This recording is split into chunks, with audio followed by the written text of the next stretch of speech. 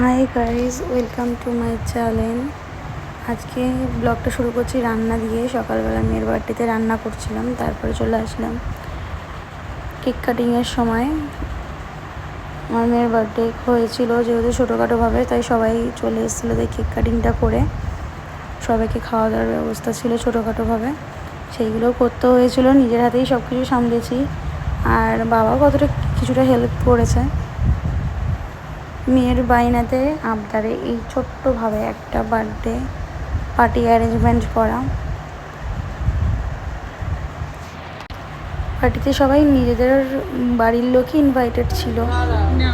আমার মেয়ে তো খুব এনজয় করছিল ব্যাপারটাকে, কেক কাটিংটা নিজেই খুব এনজয় করেছে, লাফালাফি করেছে, দৌড়াদৌড়ি করেছে।